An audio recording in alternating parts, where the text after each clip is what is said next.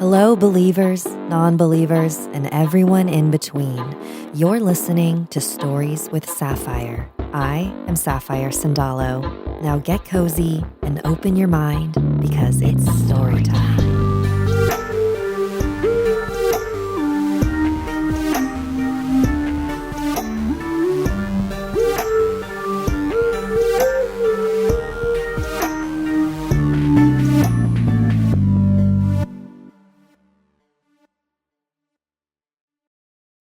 Close your eyes. Take a moment to clear your head. Now, what images come to mind when I ask you to picture impending death? What do you see? What do you feel? Where are you? Okay, you can open your eyes. So what did you see? Disease? A cloaked figure with a scythe? Or maybe you envisioned an unearthly realm. Was it peaceful or horrifying? Everyone has a very different relationship with this one thing that unifies all of us. And examining that relationship can teach us a lot about ourselves. This week's episode is about the different ways that death appears to us and challenges us. First, I share the story of someone who was followed home from a hospital. Then, I narrate an encounter from someone who traveled to another realm in a near-death experience. And finally, I speak with Ebony Soy about how coming from a line of healers has opened her up to otherworldly experiences.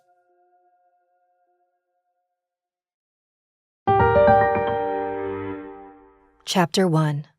The Woman in Black. Submitted by Sydney. Hi, Ate Sapphire. I hope you're doing well and safe, especially at this time. First of all, I wanted to let you know that I am a huge fan. My partner and I always listen to you whenever we get the chance. I actually only listen when he's around because I get too spooked when I'm alone. Whenever he asks my reasons why I got in this relationship, I always say, so I can listen to more Ate Sapphire. LOL. I wanted to share an experience I had 3 years ago. This was back when my Lola was still alive, but was already going in and out of the hospital because of her heart condition. My family and I took turns watching over her, as many Filipino families do. One night, it was my turn to watch her, and I spent the night at the hospital. She started acting funny, but the doctor said it was because of the high dose of meds given to her. She kept mentioning the names of our dead relatives, and she was hallucinating that we were back at our house. I played along, thinking that correcting her might stress her out. Then she fell asleep. I was able to get a good amount of sleep myself since I knew the nurses would check on my Lola from time to time, and she was asleep anyway. Noon came, and my dad, aunt, and brother arrived. It was my brother's turn to watch over my Lola, and my dad and aunt needed to talk to the doctor. After a couple of hours, my dad and aunt went back in the room from the doctor's office and were talking about the possibility of signing a non-resuscitation form, which basically means if my Lola's operation ended up badly, the doctors would let her go. I felt really upset about this discussion. We were walking to the parking lot and passed through 2 more buildings since this was a fairly large facility. All throughout us walking, I couldn't help but hold back my tears, thinking that my Lola might not make it. My dad and aunt dropped me off at my apartment as they drove back to our province, which was an hour away from Manila. Alone, I immediately went to my room and laid on my bed with the lights off. Only the small window lit the room. As I was laying there, scrolling through my phone, I saw an old woman walk by the closet. She wore a long black dress and veil, and when she reached the wall, she vanished. I freaked out and called my friend and told her what I saw. I couldn't reach for the lights because that's the spot where the old lady showed up. And I was scared that if I stood up and walked over there, she'd show up right in front of me. It was my first time seeing a ghost, and I didn't expect that I'd freeze the way I did. I was shaking, and my friend told me she'd be on her way. I felt a little bit of comfort, and we didn't stop FaceTiming each other as she got ready to come to my place. I fell asleep waiting for her. And that's when I really saw her, standing near the light switch. She was mocking me. She knew I was too scared to turn the light on. So that's where she stood, clinging on the side of the closet, blocking the light switch. She had a crazy smile on her face, eyes wide open and baring teeth. Her skin and hair was gray. Her pupils were also like ash.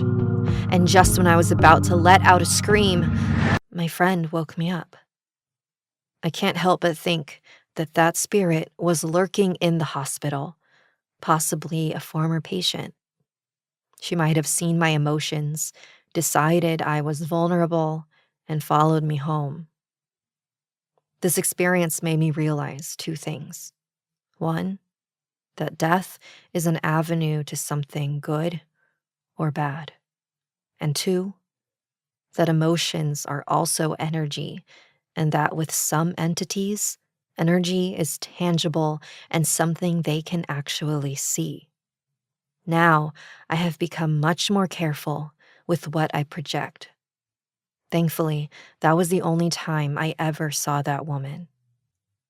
As for my Lola, she made it past her surgery and lived for another year.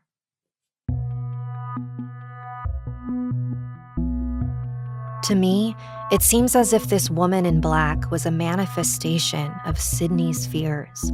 Sydney had gone home that night worried about his Lola's uncertain future, and then he came face to face with a woman who looked like literal death. She was forcing him to acknowledge what he feared the most. Maybe you've heard of the idea that we attract what we fear. Has there ever been a time in your life when your greatest fears could no longer be suppressed and confronted you?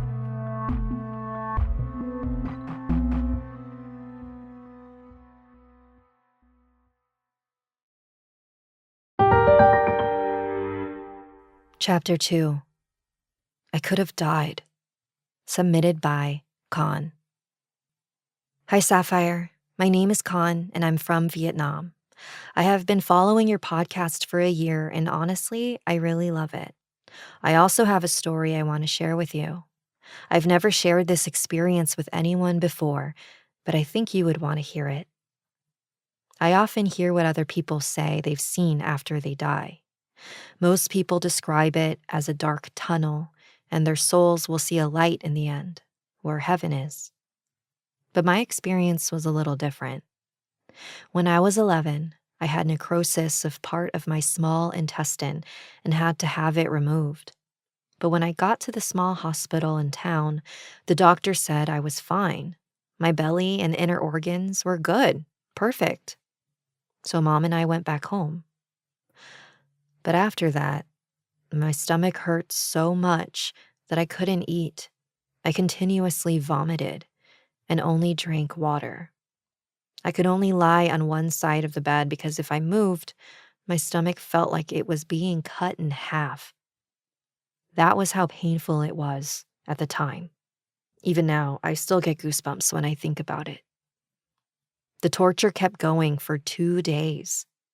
In the night between day 1 and 2, I had a really weird dream. I was in a large space, like at the end of the horizon. There were no buildings, no people, nor my room. Only me. I was standing on the water surface. Above my head was the clear blue sky. It was so peaceful. Then I saw a wall in front of me. It was thin and transparent. I could see through the other side of it. It was a high wall separating that world in two, and there was a red line under the wall. As I looked at the other side, I could also see my reflection staring back at me. But I looked so strange. I looked hollow. I had no emotion. I didn't look human. It really caught me off guard and scared me. And it felt like there was something forcing me to go through the wall to the other world. But there was a voice behind me that kept calling me, like, "Khanh, don't cross that line. Come back. Come back." And then suddenly I woke up. I saw my family. They were surrounding me. My dad realized it wasn't an ordinary stomachache, so we went to the hospital that night. This time, I was diagnosed with small bowel inflammation. I don't really know what it would be called in a medical way. It's like enteritis. I had surgery and eventually recovered. After that, my family had a small conversation with the doctor who did my surgery. He said that my bowel condition at that time was very bad. If left overnight, it would surely have burst and infected the whole intestine, and I would have died. Thank God my father saved me. And I immediately thought about that dream. Was it some kind of boundary between life and death? Was my soul out of my body that night? Would I have died if I crossed that red line and went to the worlds beyond the wall? I don't know. But it became the most special spiritual experience I've ever had. It changed the way I think about life. Maybe there is another world above our head waiting for us. Maybe there are some miracle places still existing on Earth that humans have not discovered yet. I'm not too afraid of death like I used to be, because that place was so peaceful, and it was like I couldn't feel any feelings. I just was. It was all so beautiful. Except for my reflection. That was the part that still haunts me to this day.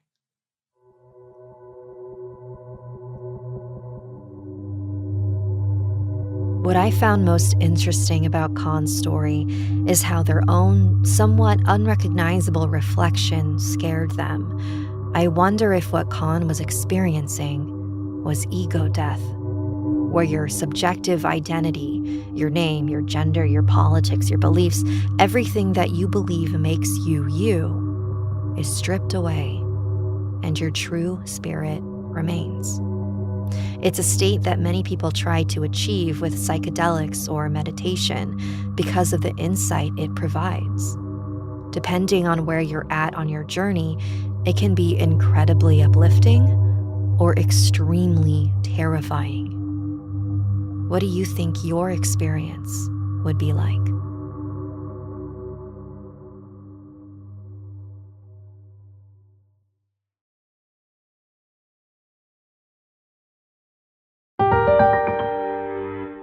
Chapter 3, Healing on a Soul Level. So just talk about my ghost experience, right? This is Ebony Soy. She's an artist in Honolulu, Hawaii that I found on Instagram because of her amazing Filipino mythology illustrations. So I'm Tagalog and Pangasinan. I grew up involved in the spirit world. So my mom's side of the family, they're very much like healers.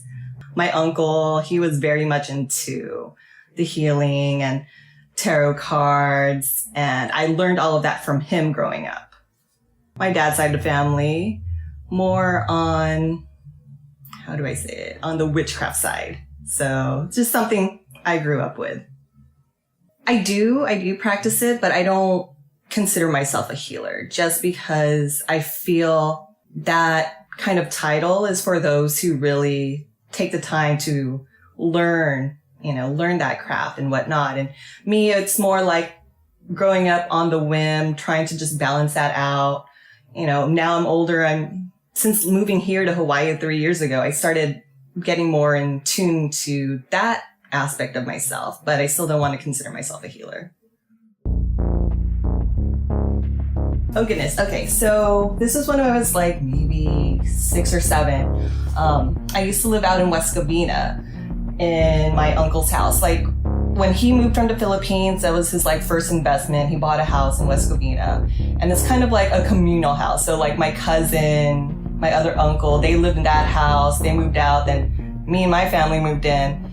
So, you know, I would always like go over when my cousins were there. I would sleep over, and there were like craziness that happened. Like we'll hear knocking on the walls. One of my cousin's toy cars started moving up and down his bed. No batteries were in it. So we're just like, oh, what is this happening? You know? And then there was another instance I don't know why, they had like these multi-bookshelves that were like nailed into the wall in my cousin's bedroom, and we were just sitting under there.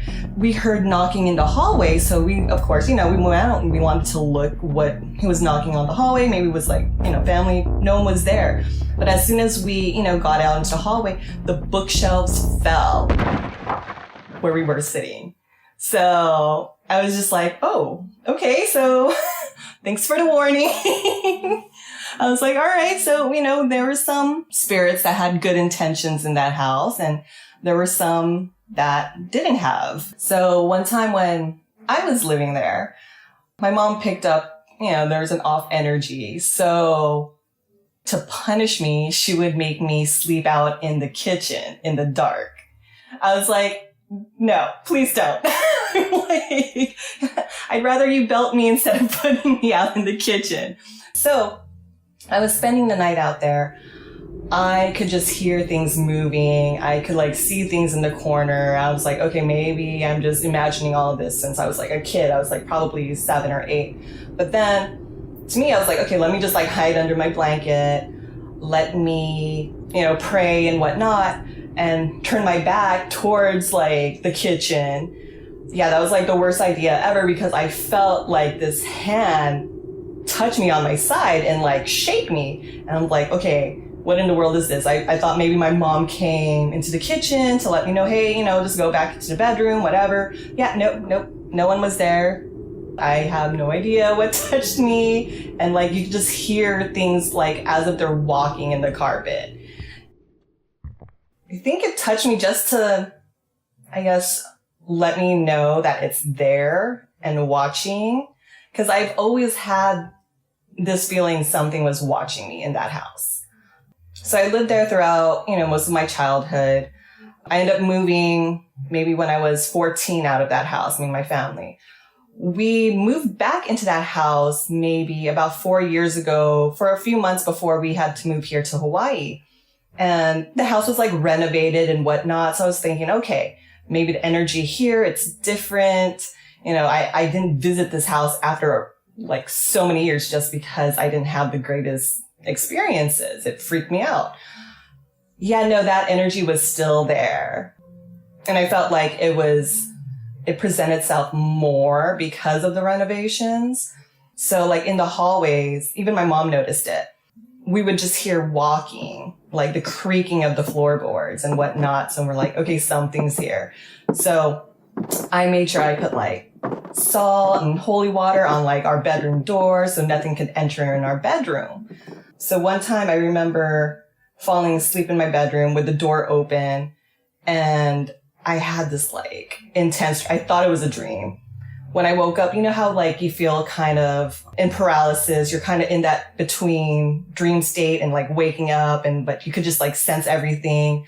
Well, I was in that state, and when I looked up at my door, I saw like this just creepy dark figure like hanging upside down from my doorway. It couldn't enter because I had blessed my room and whatnot, but it was just like waiting there, and it was like looking at me. And I was just like, I didn't know what to move. I couldn't scream because I was still in that paralysis state. And like maybe a minute, it felt like ages, maybe like 10 minutes or whatnot, but it was only like a minute that passed through, and finally woke up and the thing disappeared. My uncle had once said when he visited a house that there was probably a portal in that house. So the entities that were going through, interacted with us, which it made kind of sense because I could always feel different kind of energies there, except for that one that I experienced as a kid and as an adult. Like that one just stayed, but the other energies always came and go. You could just feel it was always different. So the fact that he felt that it might have been a portal there, it freaked us all out. A portal is like a doorway in which spirits and entities can pass through to our realm, and vice versa. They can be created from major geological or atmospheric events, but what most people might be familiar with are the portals created where a lot of death has occurred, like battlefields and hospitals. And Ebony had her most terrifying experience while staying with her Lola in hospice. Okay. So I think this is what really, really, really freaked me out. So my grandma, my Lola, she was, I guess her last few days of living, she was at the hospice hospital. So my family and I, we would take turns spending the night with her so she wouldn't be alone. Well, it was my night. It was just by myself. Her room, I always had it's a hospice. So of course, just the energy there is already deep and dark and whatnot. So when I was in her room, laying beside her, the bed across from her was empty. And I just felt, just to look up because something just didn't feel right. So when I looked up, it's as if someone was sitting on that bed. You could see the impression of the bed go down as if someone was sitting there just watching. And I was just okay, maybe I'm just dreaming. What is happening now? So I prayed and then I ended up falling asleep. Woke up because the lights in her room started flashing a little bit. Wanted to call the nurse. I was okay, maybe this is just normal. And I just felt really, really dark and heavy energy just fall on me. And I don't know why, when I closed my eyes, I saw these dark black eyes looking back at me, even with my eyes closed. And I'm okay, there's something weird here. I don't know what is happening. So I, go over and I look at the Virgin Mary portrait that she has beside her bed. The eyes in that picture were blacked out. I started freaking out. I started praying. I looked over at my Lola, she didn't even look the same. I was what is happening right now? And I started praying and crying. And then maybe a few minutes later, the lights stopped flashing. Things felt back to normal. I didn't feel that heaviness anymore. And after all of that, I just didn't know how to explain. That was the most terrifying experience ever. I would never had imagined seeing that. Well, being that the location is pretty much death itself, and it's a hospice, so everyone knows what's the end result. I believe, whatever entity that was there that presented itself to me was just in a way showing me hey, I'm looming around here. Death is real. This kind of intent, heavy intent is real. Don't be so nonchalant. This is really serious. This is part of your life that you tried running away from. But I'm here. I'm letting you know this is something you really need to start paying attention to. Because at that time, I was going through my own spiritual awakening. I suppose I guess that's the correct phrase. And I didn't understand. When I was in my teens, I didn't understand it because my uncle, when he was teaching me all of these things, I didn't want to be different, so I thought if I start getting into this, it would make me even more different. So I kind of closed that spiritual side to me. And my uncle was telling me, when he started diving more into it, he was able to see a lot more spirits because they're more attracted to those who are more open to that.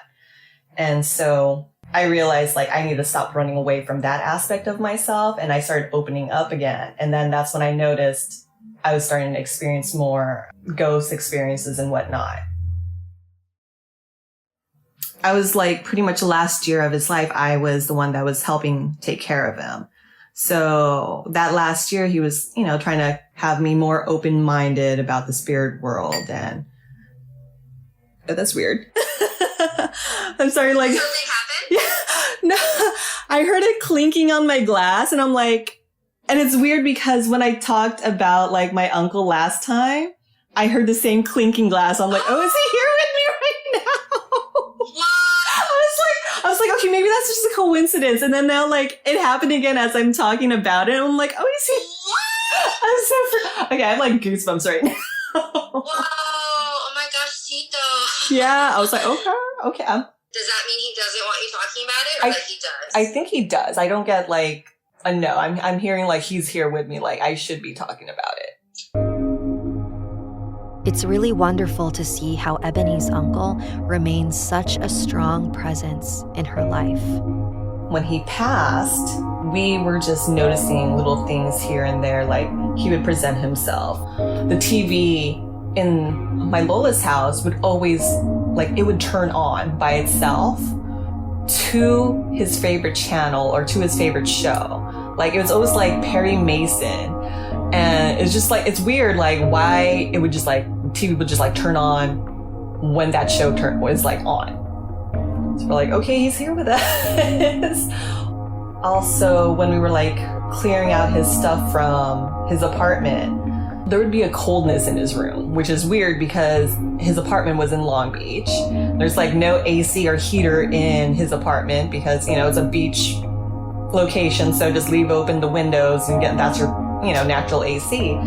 So the fact that there were like cold spots in his room, I was like, okay, maybe he's here with me. He's just making sure, I'm packing things correctly. So yeah, he made himself very present when he passed.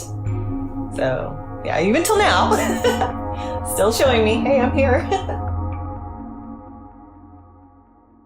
Her uncle's presence doesn't just come in the form of a clinking glass, TV, or cold spots. His legacy is being continued through Ebony, whether or not she calls herself a healer. But yeah, so that last year when I was taking care of him before he passed, he was wanting me to be more open-minded. And he's like, hey, learn to help people more. That's what you're supposed to do. And I was just like, oh, what do you mean? Because at that time too, my background, I used to like be a case manager. I used to do social work. And I'm thinking, I was like, oh, okay, physically, surface world, I'm already doing that. But he was telling me like on a soul level, a deeper level. And I was just like, oh, I don't know if I could like handle that. I didn't know what he meant. Because there was a time where, I was just like, when I was a non-believer, I was very self-centered and just like focused more on myself. And when I made that transition back into being more open-minded and being open to the spirit world, it made me be more self-conscious or sort of aware about others and the community and wanting to help and heal others and support them in ways where maybe they are not aware of. Say if I'm like talking to someone who's going through the same experiences and whatnot, then I'll open up about it. Let them know, hey, you're not the only one experiencing this. Like I've had stories, I've experienced it. I'm still experiencing things. Like I would pick certain things about them and then I'll tell them and they know like, okay, I must be like telling the truth because they've never told me like certain things about themselves. So I guess they took heed to when I was like trying to quote unquote heal them. I finally understood what my uncle was telling me about helping heal others more on a spiritual level. For updates on Ebony's first upcoming indie comic, Maloles, follow her on Instagram. Links are in the show notes. Maloles is actually my Lola's middle name. So that's a way of me also honoring her spirit. Recently, I went to see Manong Lane to finish my batok. When I arrived, he was on the phone. After he hung up, he explained that he was speaking to one of his dear friends who was terminally ill. He said that he wasn't going to mourn her, not until after she had passed. He explained that mourning causes extra stress on the dying. They're already burdened by the fact that they're leaving their family and friends. Besides, he said, I'll be seeing her again. He had such composure when talking about a very sad situation, and it made me think about how I've mourned my own losses. Was I providing support or adding to the burden? Thinking about death is complicated, and there's no right or wrong way to form a relationship with it. Think about the images that came to mind at the beginning of this episode and ask yourself, are you content with the relationship you've made?